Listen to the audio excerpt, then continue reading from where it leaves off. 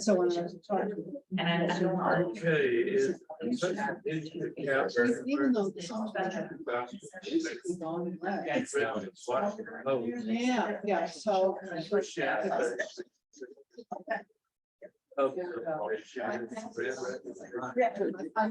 satisfied. If you have to try to walk on that, she was. He started late as himself. Yeah.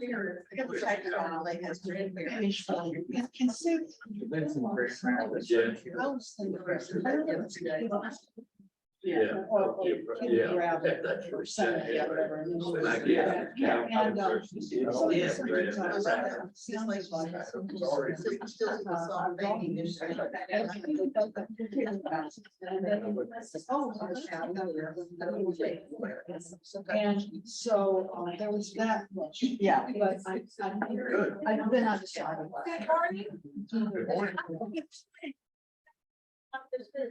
Start, but it's not understanding that you start and it's not no. I don't think it's on. But I'm sitting this close. All right, can you, does this sound Yeah, better? that's better. Okay. You have to swallow it. Oh. I'm glad to see you this morning and I'm delighted that you are here. I hope you are enjoying the book and we're really getting to some people that we actually have heard of before in some time periods that most of us remember. But all of that is to say, I know that Guy usually begins this group and the folks who are on the Congregational Care Committee generally do some reporting about people in our congregation who need our prayers. We have one family that's expecting a baby any minute now. Okay. The Busk family, but other than that, we're kind of quiet. Okay, so there's No cards. no cards today. Carolina? Just update me on Nancy Ray, something. Well, Nancy Fell, she lives in Imperial House, and Nancy is one of the most active people in the Absolutely. world. I mean, she's still playing doubles tennis, and they have I think it's a salt swimming pool over there, and she and another group of people who live there do water size. And she has now started walking with her cane, which I think, she doesn't want to fall. Well, she had the cane going down the steps to get in the pool, and the cane slipped or she slipped or something. And it was just a real, like, skinned the top of her shin, but I know my skin is getting considerably thinner every day. So I can only imagine. So they took her to the hospital and they were giving her some IV treatment of some kind of antibiotics or something. But, Marcy's husband is Jim Nash and Rachel Nash's son, and he's a paramedic at Vanderbilt, a nurse practitioner. He's a nurse practitioner at Vanderbilt. And so she's gotten excellent care. And that's as far as I know about her. And That's good enough. She's home. I think, yes, she isn't at home, but she's, once again, she fell last year or the year before. She likes all of those condos over there. They have a terrace with a sliding door, but there's a little piece of metal down here. And she was going out to water her plants and fell on that. And I think she broke her knee or something. She fractured her patella. Yeah, and so she has had that fall. So she's trying to be very careful, but she's very, very cautious. And you used to see her always walking to church, even well, when she lived back here behind the church, and then when she moved over there, she wanted a second floor apartment because she wanted to walk and not have to take the elevator. Yeah. So for those of you who are newish and don't know Nancy, she's a longtime realtor, very successful realtor. She and her husband came here. He became the chaplain at Vanderbilt University, the Presbyterian chaplain at Vanderbilt, and they were members of the church here for a while.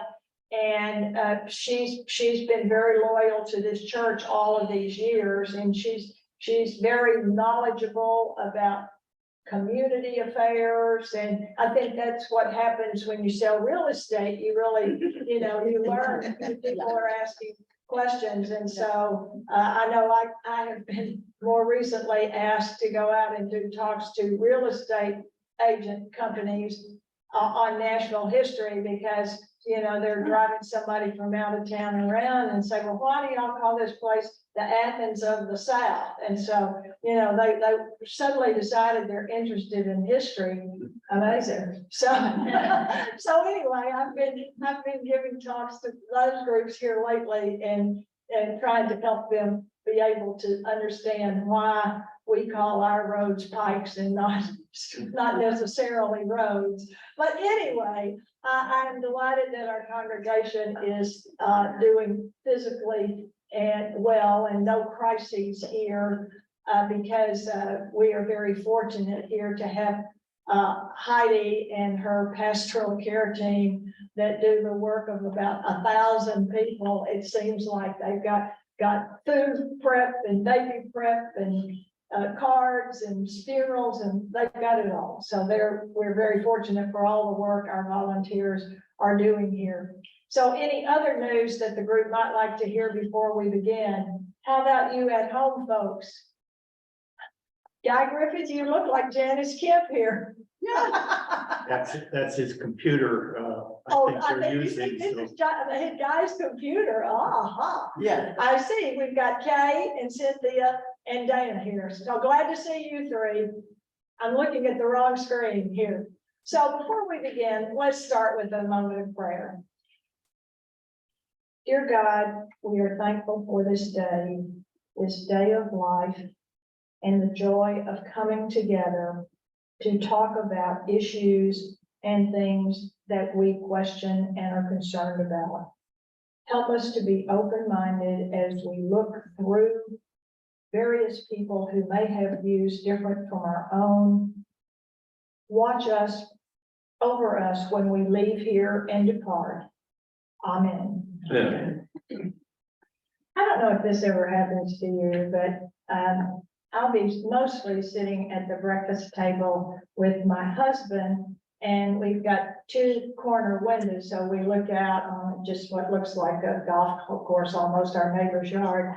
And I'm always thinking of things that just randomly, most often it's some random verse from a hymn in the Baptist hymnal that I immediately burst into song, which my husband just detests when he's reading the New York Times. And so he's heard those hymns before.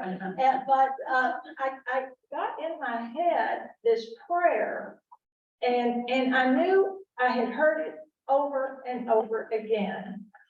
And it took me about 20 minutes, the whole meal, to figure out where I had heard this. But may the Lord watch between me and thee while we are absent one from another. And that's called the Nespa benediction. And the coincidence here is that that's from the passage in the Old Testament that's in the lectionary for the summer. Jacob and Isaac and Leah and Rachel and all of those stories. And so that's a parting verse that has been used as a benediction. And it finally came to me how I had heard that so many times. There used to be a class here. There were 2 women's classes, adult women's classes here in the days of gender segregation in Sunday school. And one was the Margaret Liston class, which were women who had careers. And Margaret Liston class were women who were married and did not work outside the home. And then they had the Lydian class, which was taught by the intrepid Jamie Alford. Some of you will remember her. Jamie wrote hymns that Hal she wrote poetry that Hal Hobson made into hymns that were pasted in the back of the hymnal for a while. And she taught the class. And so when she retired, Nancy Smith, our DCE, ran an ad in the church newsletter, we need a teacher for the Lydian Bible class, and nobody volunteered. So I was once again not thinking too far down the road, and I said, well, sure, I'll be happy to teach them. Well, you can imagine I had two very small children, and they looked at me like, you know, she is not old enough to teach this class. But I learned so much from those women, and it was really one of the most enriching experiences of my life to watch these women and watch them age and watch the dignity with which they age. But every single Sunday, they ended the class by holding hands and saying the Mizpah benediction. And that's when it finally came to me. So I've shared that little personal cameo here of my Westminster tenure here with you. Now, today we're going to talk about Pilgrim's Progress. Now, yes, those of you who are English majors may have read part of it. I was not an English major, so I did not read any of it. But I know that it was written by John Bunyan, and he was English, and it was sometime right after the English Civil War when the Puritans had taken over England for a while. And so I know the gist of the book, but I was fascinated that our author here named this chapter Pilgrim's Progress in Cameo. Yeah. And it was just, camo, not cameo, excuse me. Can you tell my grandchildren are here? I can't speak English, it seems. So anyway, the Pilgrims in Camo, and it is kind of a fascinating thing to see how popular camo is in clothing for children, for babies, in little camo onesies, and women wear a lot of camo too. And I think it's more of a political statement than anything else. But nonetheless, she chose this chapter. And as I was reading this, one of the words that jumped out to me very quickly was the word, because really what she is talking about in this chapter is two people that really, really made evangelical Christianity what it is today, political. And so I think that was the point of all of this, was to make this, to focus on these two people, and this is how she did it. So over here on page, let's see what page it is. It's very early in this chapter. She talks about the fact that James Dobson, whom all of us probably have heard of him before, he was very, very popular when many of us were raising our kids. And then, you know, another man who I had not ever heard of before I read this book a couple of years ago, who also had a great influence on the politicizing of religion, or the religiosity becoming political. So it's really kind of an interesting way she has put this together. But over here, very early in the book on page 206. 206, thank you. Over here, when we get to page 208, 208 to 10, she refers to the focus on the family, and that whole initiative is providing a crucial fulcrum for evangelical political engagement. Now, all of you who do crossword puzzles probably know the word fulcrum. The YWCA has a fulcrum society, and it is a society of people who give a large amount of money to the Y it was thought up by Carter Andrews one day, sitting at Gertrude Caldwell's desk and playing. Well, he was in front of the desk and Gertrude was behind it, and I was sitting by Carter. And he was playing with her pens and pencils, as he often did. And he started fooling with them, kind of like this microphone, except that wasn't attached to this stand. And he said, I think we need to call this group the Fulcrum Society. And a fulcrum is this thing, what you and I might call the pivot of an unbalanced seesaw. Yeah. And so you've got this heavyweight down here on the longer end, and then you've got this triangle of sorts here in the middle. But you got to have a lot of weight on the lighter end if you're going to move it. And so the Fulcrum Society still exists. Gertrude Caldwell died a few months ago. She was a very, very lovely person who I enjoyed having the pleasure of knowing. And so making this the fulcrum, that the thing that really tipped the balance, I thought was a very interesting way for her to put this. Now, I only knew Jerry Falwell's identity as the focus on the family and being out in Colorado Springs. You mean James Dobson? What? You mean James Dobson? I mean, James Dobson, thank you. My mind is fuzzy. James Dobson, and he he chose to go there, but he grew up in Louisiana. His father, grandfather, were Nazarene ministers. And the Nazarenes, they're kind of two different versions of their history. Some say that they were a evangelical branch of Methodism. And even here in town, there are some that say that the first Nazarene church, which is over there across the river, behind kind of the Sound Stadium, that church was started as a mission of McHenry Methodist. Now, I've never been able to find anybody to talk to about the history of that, but they are organized to some degree, like the Methodists and the Episcopalians are organized with the bishops and the hierarchy within the church. So he was raised, and all these people were preachers. All the men in his family, as far back as he knew. And he grew up in a household where they prayed a lot.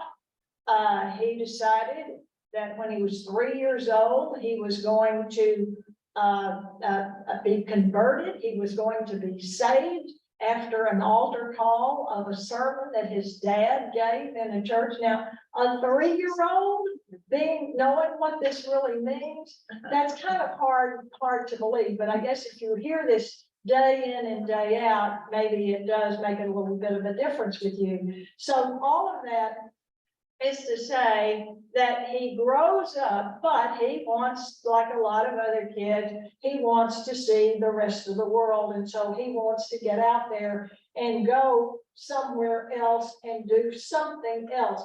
His mother and father believed in physical corporal punishment.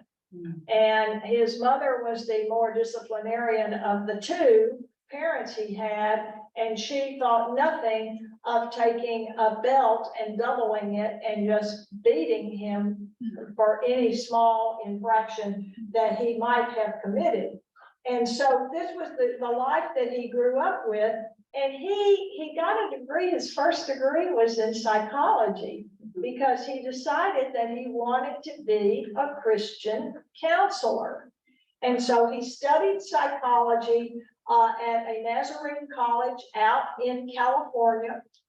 He enjoyed the study. He had professors that he liked. It used to be called Pasadena College. It's now called Point Lola Nazarene University, but that's where he got his undergraduate education. And then James Dobson went to the University of Southern California to get a degree in counseling from the School of Medicine there. And after he finished that degree and a PhD, he became a counselor at this university hospital. And so that was his career. He joined the faculty in 1967 in this medical school. So after he had done that for about 17 years, he decided that he was going to, if you will, put out his own shingle, so to speak.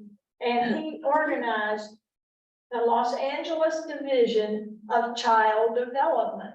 And he started counseling parents on the raising of children and what they should do.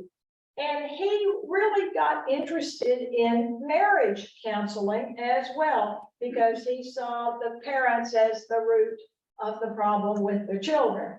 So he counseled a lot of people who were engaged in getting marriage. And the big thing that he emphasized at that point, because, you know, at that point, you know, in the 60s with the civil rights movement going on, you know, the big fear was that your child would marry a Black person. And so he really warned them of the dangers of miscegenation and mixed races. And so he was very adamantly opposed to that. Now you see, as that idea starts percolating and it starts developing, he gets braver and braver, and he gathers more people who want to follow his position there.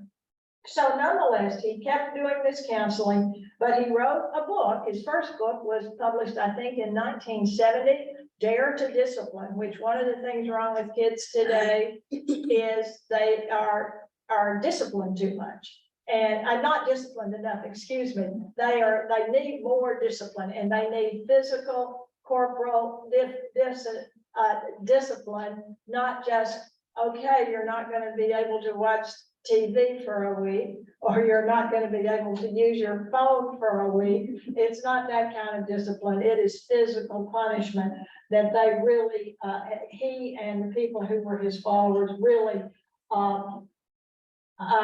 adhered to. So he decides after a while to branch out. And of course, he's going to take a sabbatical from all of this, but what he's going to do is create his media empire with radio programs, which I guess today we would call, he would have started podcasts, but he had a lecture series that he went around the country. He taped his lectures and gave out cassette, DVD, well, not DVDs, but the cassette, the tape, and people listened to his lectures on tape, and he made a lot of money doing that. And it really showed, you know, that it was, we're now merging capitalism and Christianity here with this empire making money on your beliefs.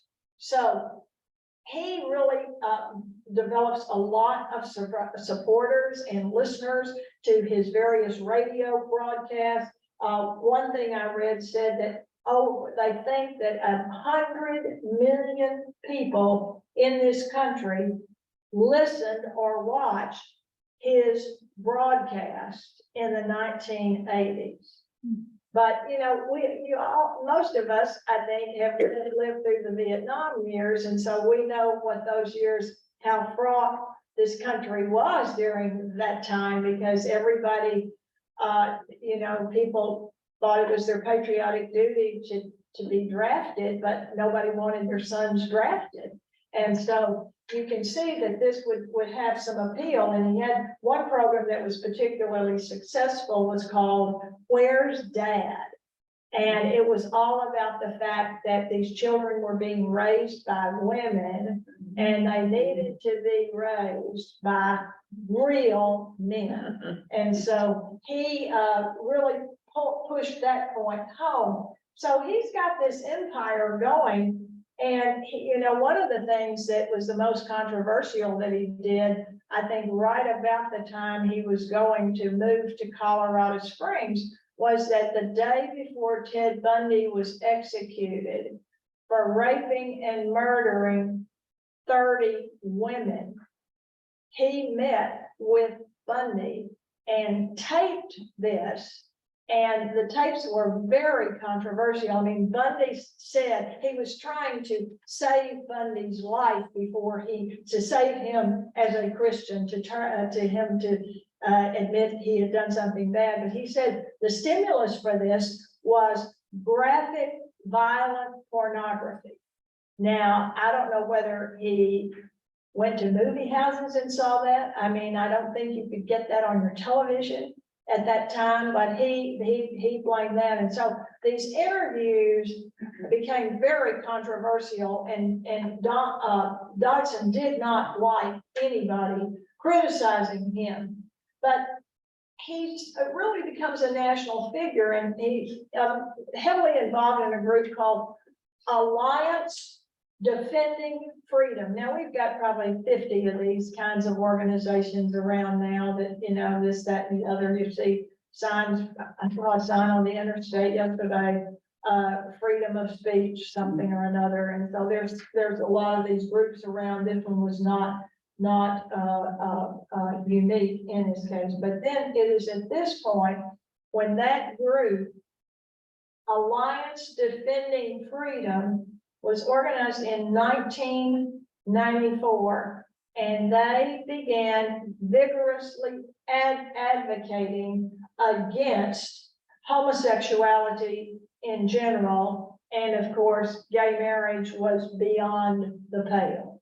So they were very much into this notion of the Promise Keepers, and one of the things that group advocated and James Dobson supported was father-daughter dating.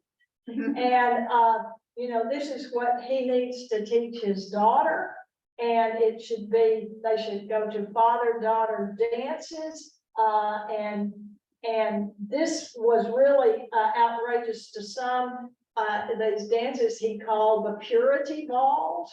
And so some people really were opposed to a lot of the things he said, but he made an empire out of focus on the family. Now, I never have quite exactly found out why he chose to go from California to Colorado Springs, but because the Air Force Academy is there, that's the only thing I could really think of, because what you read later in that chapter when you get on to Ted Haggard is a lot about the military becoming evangelized, and you know, something like 40%. I think this is towards the end of the chapter. It says something like 40% of the people there in the military now consider themselves to be evangelical.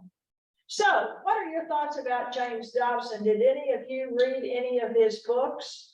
I read one of them. I can't remember, Janice, what year, what the night of that I book mean, was? they came out right about the time that my children, I guess, were, you know, toddlers and being born, and I mean, everybody was, Everybody my whole was. circle of friends was reading Dare to Discipline. Mhm. And some of them really listened religiously to focus on the family. I listened to it 1 or 2 times, and I don't know, it just wasn't for me. And I didn't get through Dare to Discipline because it just, I mean, I'm sorry, beating my children. Yeah, You know, I was appalled by it, but many of my friends were not. So I don't know whether any of the rest of you read any of those books. Yeah.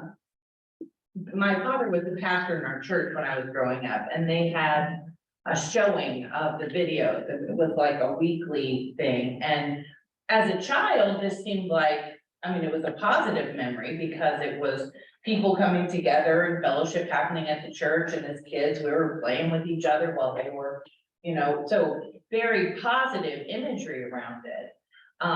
Much like if you say you're focusing on the family, then that sounds very wholesome and important. And it turns out you can hide a lot of stuff under that blanket. Yes, you certainly That's a can. good way to put it. And so, yeah, you can also hide a lot of things under the word freedom, the word liberty. There are a lot of these words that can be kind of interpreted in different ways.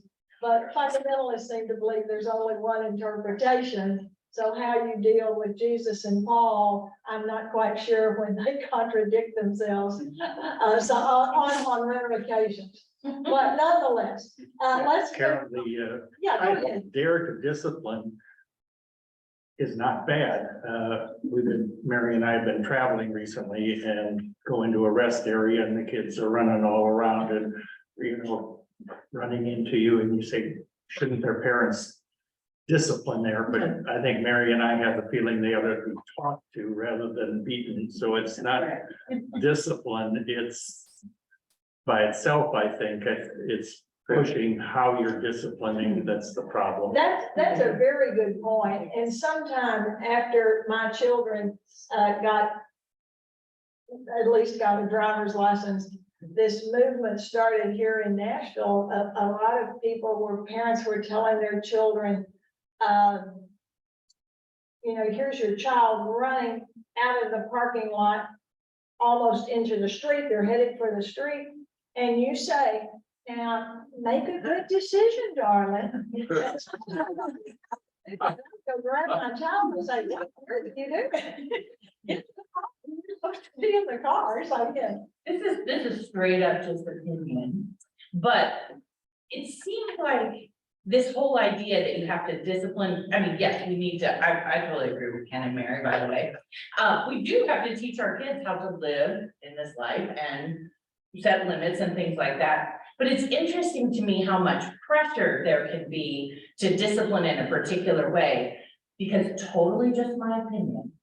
But when I'm out in public and I hear a parent start talking loud enough that everyone can hear them, and they're saying, do you want to go in the bathroom?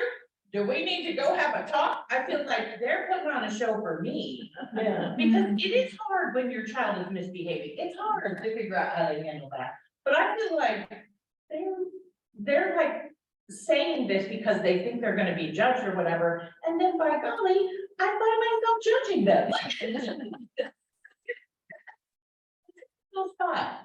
Well, that's a very interesting observation, because you do see parents who want to make a scene of their children, and then you see parents who just let them keep taking the Cheerio boxes and putting them in the floor and walking off and leave it. So it's hard to judge parenting, and when you're in the midst of it, it's you make a few bad decisions yourself here, there, and yon, and a few that you would like to have unmade perhaps along the way. But I think his influence is still very much there, and there's out of this. It's kind of interesting how ultimately Phyllis Schlafly, a Catholic, and her group got very interested in education, and they started years ago lobbying state legislatures about reading programs, and then that kind of has morphed into how you shouldn't teach reading,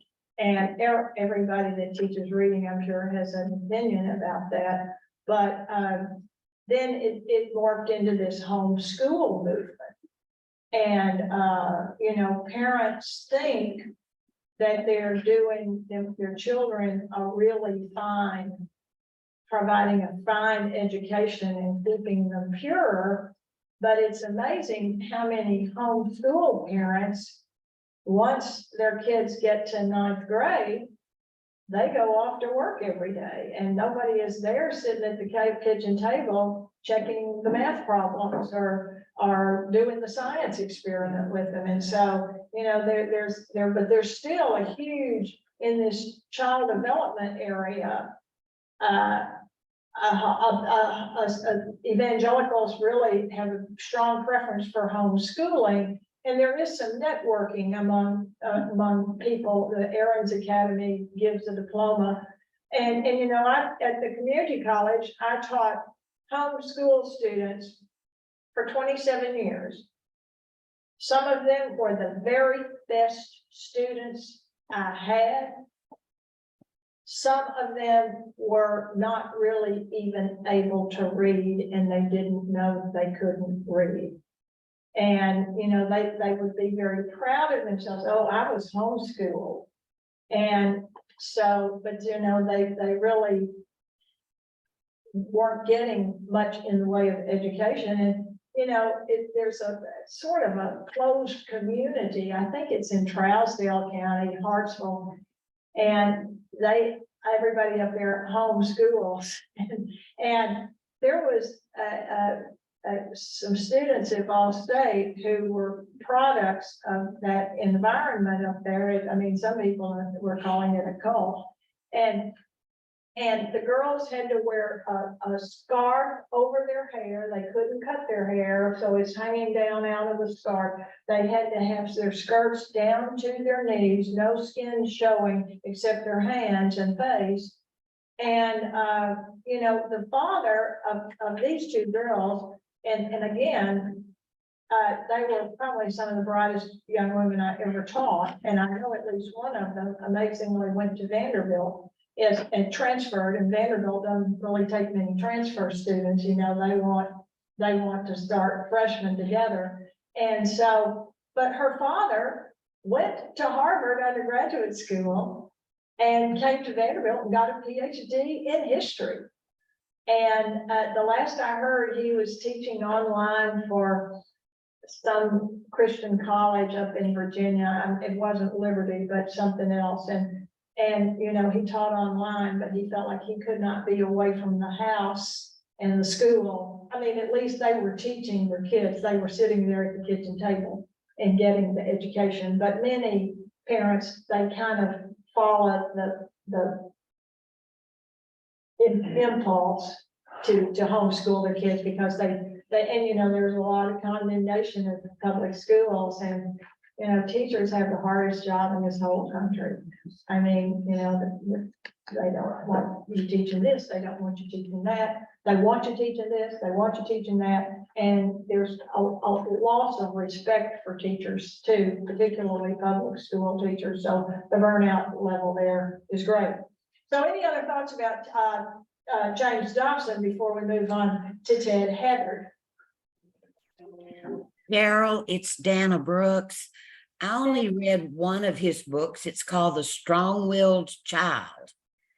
And to compress about 3 years worth of history, it turned out that our son Greg was the first child put on Ritalin in Boulder, Colorado. And that progressed to some educational problems and whatever. But the book really was good for how to deal with a child who's just, pardon my French, hell bent on doing his own thing. But that's the only book I read. Well, Boulder is how far from Colorado Springs? 100 miles?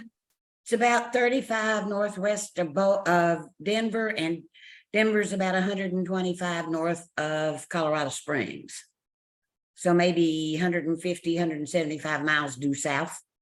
Yeah, that makes sense. And you know, Colorado Springs is certainly no mountains. It's why they put the Air Force Academy out there. They have a lot of space for those planes to take off. But the Air Force Academy is in and of itself quite a beautiful place to visit. So any other James Dobson comments from those of you at home? Okay, let's talk a little bit about Ted Haggard. Now, you know, here is somebody I've never heard of. Had any of you had any experience, knowledge of this man? And I thought this was really quite interesting when you think of all of the influence he seemed to have. And, you know, we all had heard of Oral Roberts University. I mean, Oral Roberts was on television when I was a child, healing people. And, you know, my cynical parents were saying, they're not really that bad off. I mean, you know, who knows? I certainly couldn't make a judgment. I don't know whether they were sick or not. But nonetheless, he went to Oral Roberts University. He got heavily involved in evangelical activities, became the president of the National Association of Evangelicals, which represented 45,000 churches. And he became a very powerful voice because he went the next step, which was lobbying in Washington, getting involved in congressional races and lobbying for things that were an agenda, a political agenda. And, you know, I think that is when, at this point, when he kind of takes where James Dobson sort of left off and takes it to the national level at a time when our country was experiencing great change in of itself.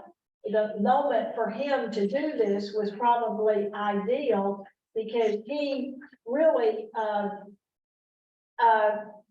took it a level further. And I think that's when a lot of pastors began to feel that they were freer to out and out politicize their sermons in very direct ways. So he got involved with his own church. He was, among other things, he was very much an anti-Muslims, anti-Jews, and 9/11 sort of sealed that for a lot of people who did not like Islamic teaching and Islamic people and the rhetoric that they were using. But he made it all a legitimate political position, and evangelicalism suddenly became political, very much political as it stayed. So, you know, one of the things they talked about are Mel Gibson and the Passion of Christ. Now, I remember that movie coming out. I remember that it was very controversial. We did not go see it. Did any of you? No. What was it like? As a work of art and someone who was going to see the Passion of Jesus Christ, I found that to be incredibly moving. It was very, very graphic, but yet there were subtitles. And so it allowed for kind of the emotional break of reading the subtitles rather than just staring at the gore. But the gore seemed to be fairly legitimate based on what I have been taught as a child and what I believe happened. The anti-Semitism was not what I thought the first time through at all, and still kind of have to be in conversation with people about that to hear that. But when it comes to that, I feel like it's important to at least pause and listen. And then when Mel Gibson has a drunken rant, I mean, you kind of gotta, call it what it is. But itself as a work of art that initially I found it very moving. Well, I didn't see it. Any of the rest of you see it? Although I think it might be nice now, knowing more about the movie than all of us used to know. I think it might be now a good time to watch it through 2023 lenses and see, knowing what we know about the anti-Semitism in it, which was what Gibson and the supporters of the movie were. I mean, in my life, I've watched and read a lot of things because people were worried about it and wanted to know what it was about. And so I did. I read it, I listen, I watch, and I'll say the same thing about the Passion of Christ as I will about a women's college. It's not for everybody. I mean, yeah, it's not for everybody. I don't think anybody needs to feel like they have to watch it. I know that there were circles of Christianity who were saying you really have to watch it so you can identify with the pain of Christ. I don't find it necessary. So. Well, going back to J.S. Goff, I mean, the St. John Passion, which is truly one of my all-time favorite pieces of music, it's incredibly anti-Semitic. Oh, yeah. I don't know that today I would be comfortable singing it again. And I've sung it several times. The music's incredible and it's so powerful, but it's anti-Semitic. It really is. And I think that if we went back and just read the words of many of those passions, that would be the same thing. Yeah. The Jews killed Christ. Of course, the other side of this is Jesus was a Jew. And so we shouldn't be too anti-Semitic here, but, it's, the whole thing, number one thing I knew about it was anti-Semitic, and so I just kind of wrote it off. It feels like, I mean, let's face it, the Jewish leadership did play a large part in causing Absolutely, Christ to they lose did. Christ's life. My vision has always been, the Romans were there, they tolerated, not just Pilate was ready to tolerate Jesus, we all worked up with that. Yeah. It was the Jewish leadership, Yeah. the ones that were threatened, But, yeah, and they were able to manipulate just the Jews in the trenches, just the same people that were there with the palm branches that were adoring this man were so quickly turned by Jews who were threatened, who were leaders. And that, to me, I mean, that's a fact of it. And you It's the way I see see it, that and I think that's repeating very parallel to that. Yeah. yeah, And you where see we are that now. repeating itself in history. How people can take religious people who are empowering, threat, and the way they can sort of use the faith and to turn you around, you who maybe aren't as well educated, haven't been to college, but maybe don't understand about all of this, or maybe even more susceptible to this. Well, and I think people who initially feel that the world has not treated them There's the that. way they should be treated, I think they're the ones that are the most vulnerable to somebody coming in and just saying, going after somebody else for not thinking like them. And I do think there's a lot of leadership that people feel threatened when somebody questions their authority. And, that's a whole part of this whole bigger picture here of this book of toxic masculinity, I suppose. So, but there's degrees of everything. There's very few black and whites in this country or this world here today. One thing I tried to find this morning early was that I couldn't find was this Harper's Magazine 2005 article. And if I'd taken a little more time, I probably could have found it. And if I find it, I'll email it to you. But there was a Harper's Magazine in 2005 that had a big article about the Passion of Christ and Haggard's role and Mel Gibson. So I could not find, I just, I have to fool with Google for a little bit before I can always make it find what I wanted to find for me. But I probably could have found it if I'd worked a little bit harder. But nonetheless, I'm very interested in that. And, one of the things that she points out here in this book, I think that is the whole militarism of Christianity. And this kind of is bringing this back to full circle.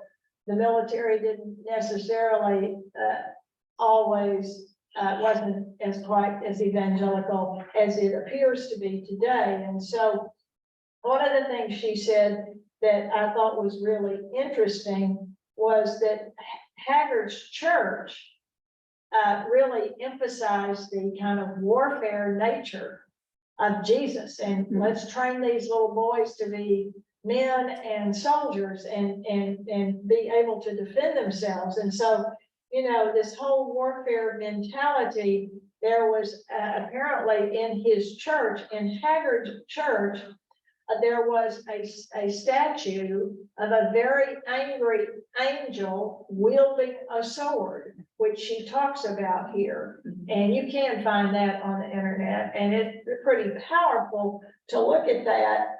And so their children's program was called Fort Victory. And this I had to laugh about because it was like an old West fort, back when those of us who grew up in the 50s and 60s, the Wild West movies we saw on television, the Lone Ranger and all of those we watched. But Fort Victory for kids, and it had this, they said in the book, she says in the book that it looked like an out west fort, an outpost for some, group of soldiers that had been sent out there to subdue the Native Americans or to provide safety for the white Americans that were going out there and taking the Native Americans' land.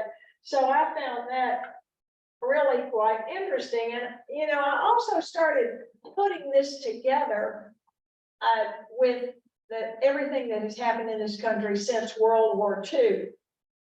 And, you know, I guess probably the reason that jumped out at me is that Ray and I went for Saturday afternoon and watched the Oppenheimer movie, which it was really, really gripping. And the Belport was, every seat was packed, and every show they had Friday and Saturday were sold out. And nobody was getting up to go to the bathroom and climbing over it. I mean, everybody was just truly engrossed. And I think that, you know, the power of not just the atomic bomb, but the Cold War coming on the heels of the atomic bomb, and the whole emphasis in this movie of what the McCarthy hearings and the McCarthyism, the anti-communism movie that swept the country, really was something this country had never quite experienced. I mean, we had the Civil War, and that was a huge crisis too. But this really, I think from World War II, the world started changing exponentially faster. And, you know, we got television, and television had a lot to do with the civil rights movement's success. It had a lot to do with the Vietnam War, because, you know, no Americans, good, full-blooded Americans wanted to just acknowledge defeat in this war. And yet, you know, when I was in college, nobody wanted their kids going to Vietnam. And, you know, the big deal was, and you got it for boys, you had to stay in school, or you would, if you flunked out of school, you had to be drafted. You would be drafted. The only deferment you had was education or physical.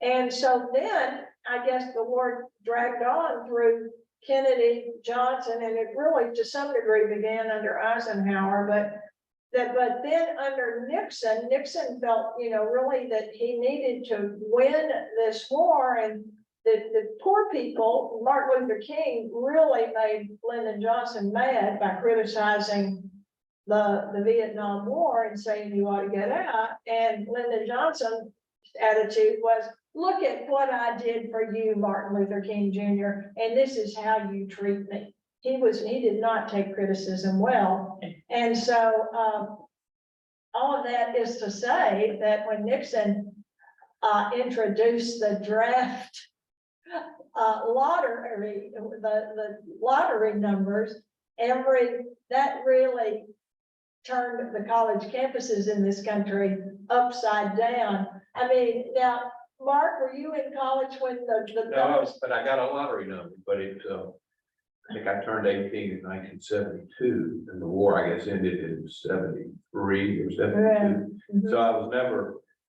2 years earlier, I could have, you know, possibly gone, but my number was, I think, in like the 200s. So I wasn't really, well, but I remember friends, you know, very bad, very concerned about it. I remember a teacher I had in high school who people were like, why is he teaching? And they said, because he don't want to get drafted. So that's why it was a big deal. And then you had the people going to Canada, oh, yeah. burning their draft cards and all of that crazy stuff, you know, and it was just.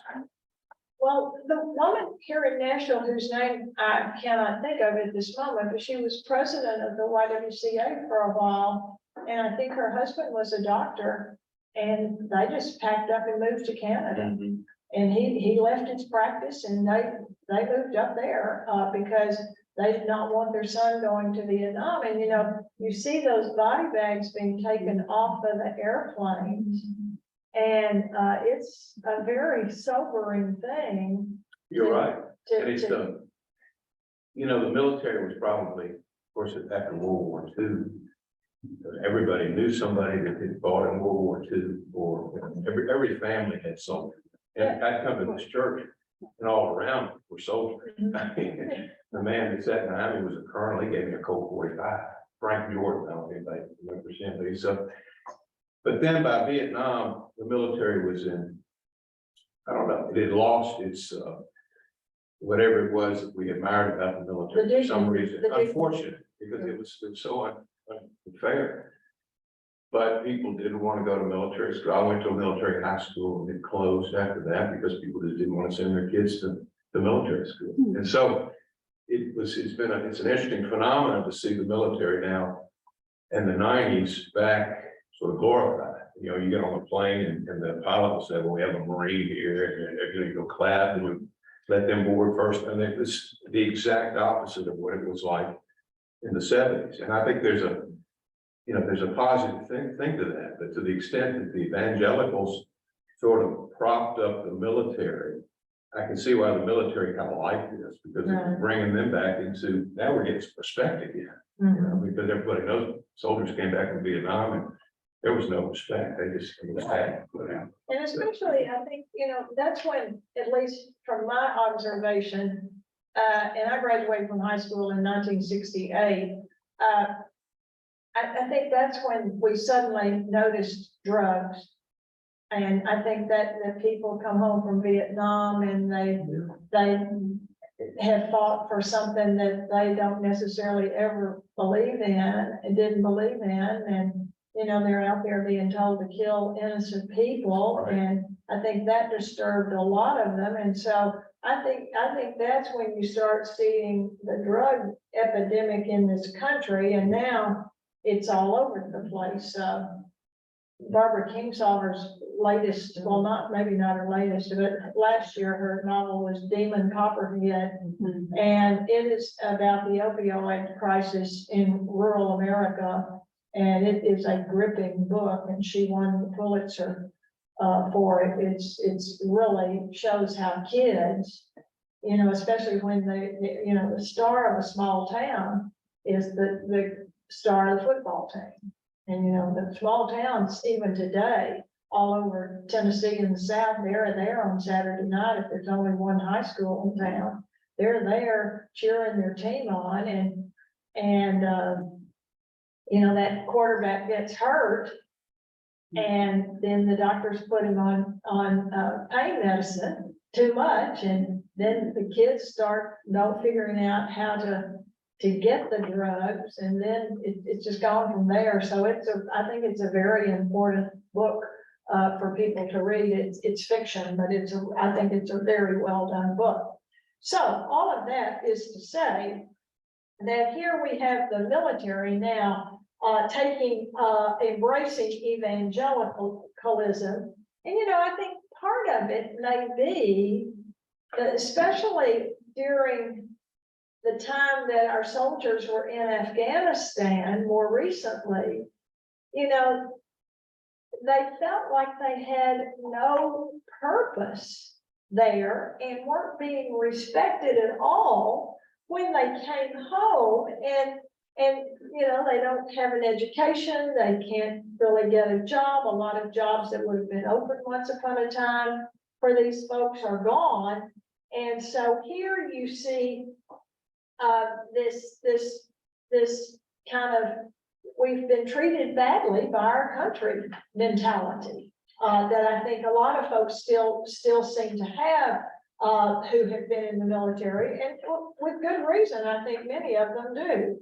But I think that you see all of this effort going into selling evangelicalism and how it is sold with politics. They're all kind of mingled. And I've been in this quest for several years now to find the Tennessee Ridge. Now, the Tennessee Ridge is this hill, I haven't yet found it, but it's a ridge that runs from the Ohio River down between the Tennessee River on one side and the Cumberland River on the other. And they do get further, but for a while they're only about 6 miles apart up there as you move towards Kentucky. And over there in the land between the lakes, there's some places where you're supposedly able to stand up there and see the Tennessee and the Cumberland. So I invited my husband to go with me on this little trek. And we walked all over the place, but we were going through all those rural towns. And it was right after Easter. It was the Sunday after Easter, Sunday after, in the afternoon. And all of these people had political signs in their yards in these rural towns and rural places outside of these towns, like White's Bluff and places like that. And they also had in their yard signs that I'd never seen in the yard, Jesus saves, exclamation point. And, you know, it was, so you're right there, you've got two political signs that are telling everybody what you want to be seen as. You're on their team. At least that's how I interpreted the Jesus saves sign, but they were all over the yards in some of those towns. Aaron, I can't even remember how some of those towns up there towards Dover, you all ever been? They're all over, they were all over. Yeah. Let me ask you to comment on something. away, not so far away. At the bottom of 209, he said the church also elevated the role of sexual purity, though Haggard insisted that purity didn't diminish pleasure. Evangelicals, he boasted, had the best sex life. Now, how does he know that? That's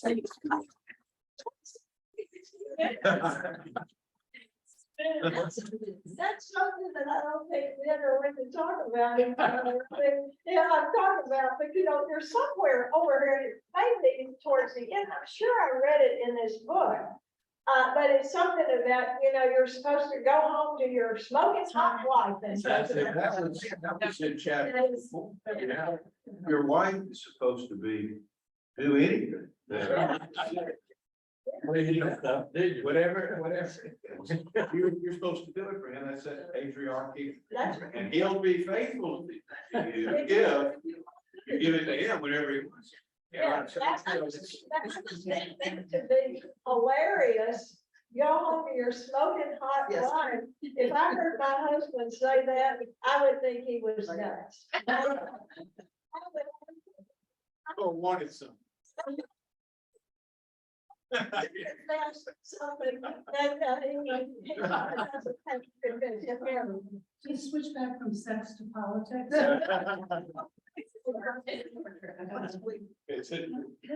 Just had bothered me trying to figure this out. It was always my understanding that the church could not take a political position because they could potentially lose their tax-free status. And obviously, that has totally changed. Yeah. Well, it's interesting because there's a big movement now to, you know, how they defunded the IRS. You're going, why did we care so much about it? But that was a big part of the Republican agenda to defund the IRS, which you would think would make sense to put more IRS agents in. We'll bring more money in, you know, and save us some money. But they want to defund it, and that's because they're mad at the IRS, because the IRS, whenever they start to make a little question what you're questioning, how can you do this? Then they go, you're getting political.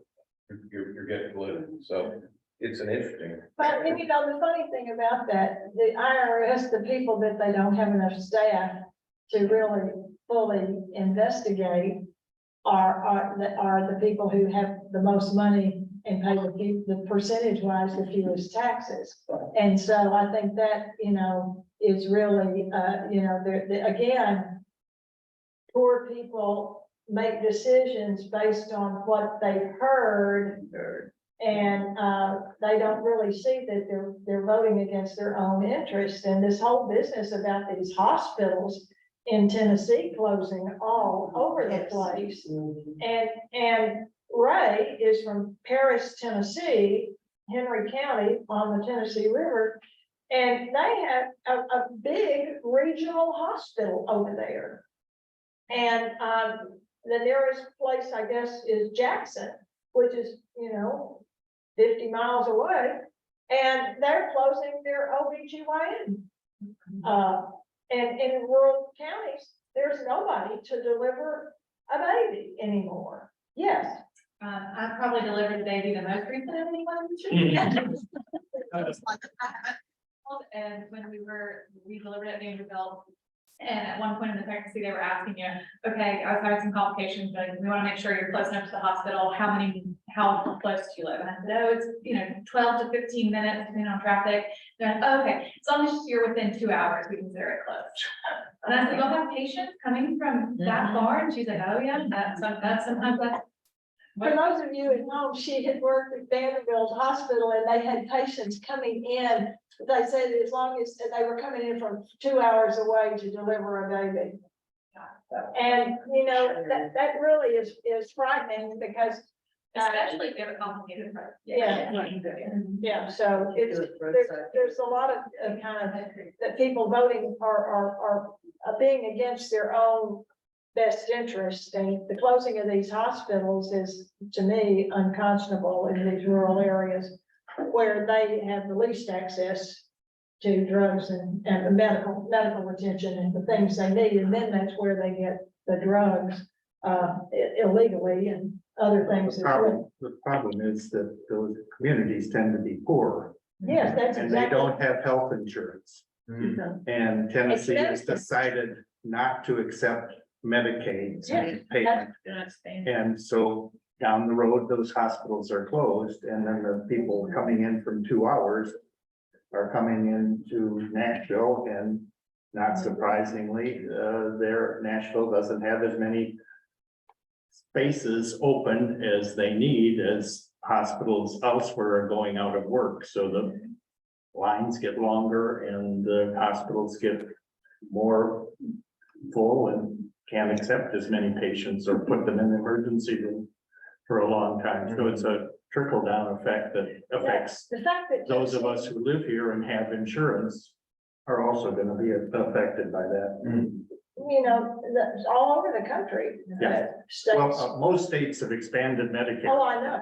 And so they haven't run into this kind of, But it's just Tennessee- that we don't wanna have Obamacare around, and so we're gonna refuse it. And, some people think that it's a racial component. Not accepting that. Yes. It's just an example of our government here in Tennessee. But it gets back to what Carol's saying about people that need it. Don't understand it, and they're the ones that go, yeah, we don't want to. They're being led, and they don't realize this, that they're really, Just a catchphrase. they're That's what hurting it is. themselves. Catchphrase. And actually, can't speak to this, but I think the powers that be in medicine, they know that there are reasons to have it. I mean, it Well, hasn't been taken. Absolutely. And, it's very interesting. If you ever go over to the Vanderbilt clinics at 100 Oaks, number one, Vanderbilt was so smart in thinking of that idea because it's just great. But you see the rest of the world that you don't see here over there at the clinics. And there are people with children that look hungry. It's just the whole world is there in that, and walk up and down what used to be the center of the mall. And it's just amazing how many people that Vanderbilt treats. And the same is true, but to a much smaller degree over at Meharry. And, they've got empty beds over there at Meharry. So that's been kind of a not an issue, but it's a concern, is how can we get people there? But, there are a lot of white rural folks that aren't gonna go over there. And sad that they won't. There's some fine doctors over there. And so, anyway, and if Jordan Jones, who's, I guess she's Catherine Frazier's, not Catherine Frazier. But she's your daughter's age, kid. Yes. Catherine Handy's age. Jordan Jones grew up in this church, and she's a nurse over there. And she really is very committed to her job over there, but she's a nurse over there. And she feels that she's doing something worthwhile. Well, we're about to run out of time here. I've got several things marked in this whole section.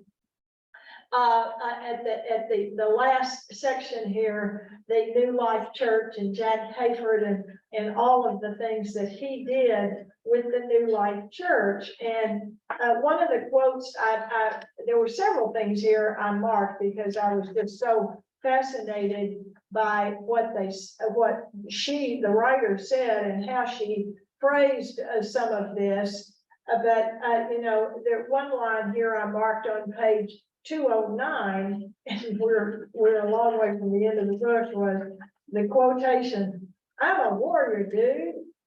I'm a warrior for God. Colorado Springs is my training ground." So I found that to be somewhat amusing here. And then there's the part there about people's smoking hot lives or their sex lives, how wonderful they are. And then you get over here to the other mega churches that are just sprouting up all over the place. And that's a fascinating phenomena, and they're here in Nashville. And so it's really interesting how these satellite churches are springing up. And I think we all ought to go some Sunday down here to West End Church of Christ, which, now it is West End Church, and then in teeny weeny letters, it says a Church of Christ. And they're a branch of the Otter Creek Church Otter Creek Church, yeah. And so it's, I don't think David Lipscomb would have approved. But that's hard to say and hard to know. Look who's here.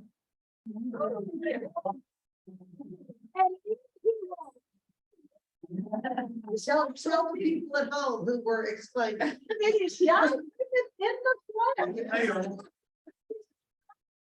During he's learning all sorts of interesting things at a place that was cooler than Nashville. Well, Chautauqua and Montreat were cooler. Yes. But this morning I was out west of town for the opening of the James Lawson High School, Oh. which is amazing.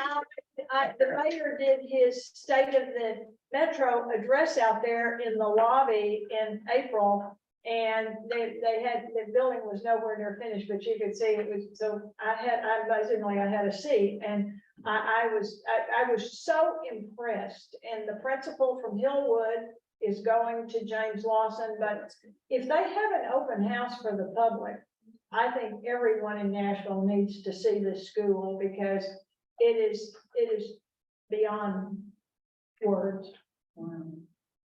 So was there a crowd today? There was, yeah. Lots of politicians, lots of community. We were there because of Westminster's support of Hillwood.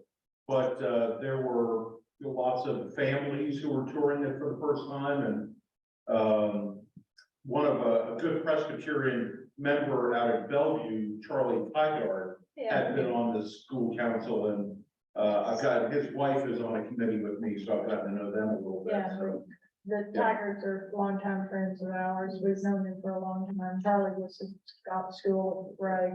But it is, you need to go out there. It's a beautiful setting.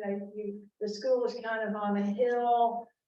There's a football field, a soccer field. It's state of the art chemistry lab. You walk in and there's a big kind of lobby, and right in the back, this pleased me to no end, the library. the library is really the heart of the entire building. Yeah, the library is the heart of the building, and so it's a wonderful opportunity. The only thing about that place that would scare me is a teenage driver late for school and driving up that hill and going in the parking lot. That would scare me. But otherwise, I think we all need to go out there and see the building, because it's a real opportunity to showcase something good. So if you're running for office, you definitely need to put this on your resume. You know who's out there, James Lawson. Carol, it's Cynthia. Can you hear me? Folks, the guy has walked in. We can hear you. I just wanted to say that this Saturday is an open house at James Lawson for the community from 10 to 12. Well, you should go out there, all of you should, just to awe and be proud of Metro. And, you know, our legislature is not too proud of Metro right now, but, you know, we're providing a lot of tax revenue for the state of Tennessee. And, you know, I was so proud of our police department, and I still am. And every time I see two or more, I say, you know, we're really proud of you guys. And the fire department is equally good. So, and we've got the best public library system in the country. And we've got a great park system. So Nashville's a good place to live. And this school is a reflection of the commitment that people have here to education. I feel like with the security, once school starts, it will be difficult to get in and wander around. So this Saturday is the day to go for those 2 hours, 10 to 12. They're going to have volunteers leading tours, and yeah, it may be the only time. Well, every citizen of Nashville should see this, and I think make the principal and the faculty, and, you know, this is a first-rate institution, and people need to go out there and see what the city can do. And we need first-rate teachers to teach there. And that, nothing is more discouraging to me than at the beginning of the school year to say, we're 80 teachers short in Metro, and we're having a hiring fair. And I mean, that just scares me to even think of it. That's just horrible. Horrible. Well, absolutely. Yeah, it is frightening. And, you know, teachers don't want to take the abuse. You can't let your kids read this, you can't say that, you can't do this, that, and the other. So, and that's added, that's new things added onto all the prior existing problems of being a teacher. yeah, It's terrible. well, and, you know, teachers in many places are kind of the secondary parents. I mean, you know, these kids have, a lot of kids For sure. haven't had parenting of any kind. And so it's, you know, you need to see all of these things and make your own judgments before people judge them for you. But all of that is to say, as you see, evangelicalism with these two men and a few others along the way really became a business. It's run like a business, and it's the CEO of the church and the this and the that, and they have politicized many churches, just blatantly politicized. And so I think we need to think about this. Jerry Vines was a person in here that I hadn't heard of, and there was, you know, some of these folks that were still complaining about various other things, and looking at Jesus, Satan's terrorists. These are the people that terrorize Satan. They are Jesus, Robert E. Lee, Nathan Bedford Forrest, as models of warrior leadership. Yeah. So that's how this more or less comes to an end. And we need to respect the military, but we also need to keep in mind that we have our own responsibilities here to work with these evangelicals, even though we may disagree with them. I think one of the most, for me, best things about this book is learning about what has been taught in the pulpits of other churches around the country, because, you know, you kind of go, why do we have this phenomenon? And, you know, all of us that go to Westminster, and I've gone here a long time, all my life, actually. I mean, I can't comprehend a preacher saying some of the things that are said in the pulpits about, you know, what you should do in military and militaristic Jesus and all of this. I mean, we had a big dust up about whether to take the flag out of the church. You know, it seemed like such a small, so to understand, I mean, we're not used to that kind of messaging from the pulpit here, or in our community here. We're so open So it's helped me kind of understand, well, how do we get here? Because there's a lot of powerful people in the church preaching messages that I didn't know what to do. Well, you know, I think you go into some of these healthcare centers that, well, and you can see this in the Vanderbilt Hospital waiting room, or St. Thomas for that matter. You can see these people coming in and the tribal nature of the family. On the one hand, that's really wonderful, but you know, they bring a cooler and they come and the whole crew of people are there in those lobbies waiting for the doctor to come out and tell them the news about their relative. And so that's a really a kind of an interesting thing. And I think there's just a fear of small towns about city life. Yeah. And as by the same token, their fear of city folks, we don't know really what's going on out there. So, you know, we need to go to a country church and see what's going on, rather than one of our mega churches.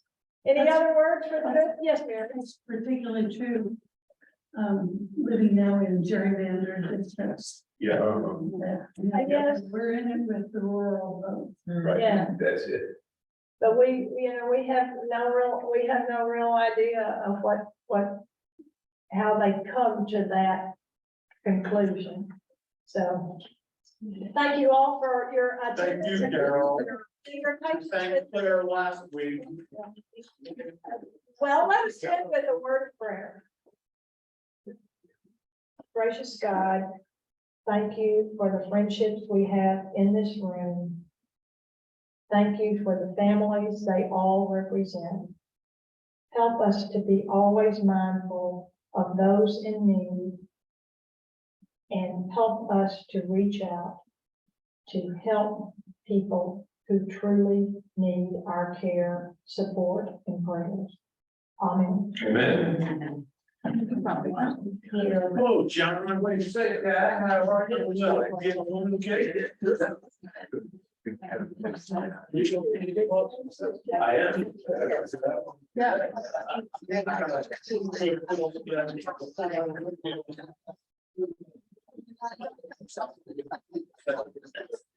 Likewise.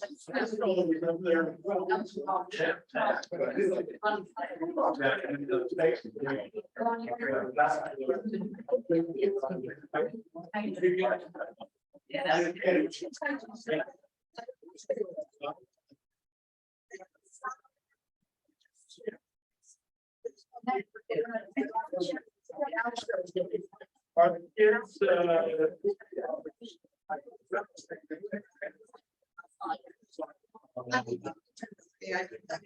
are they back?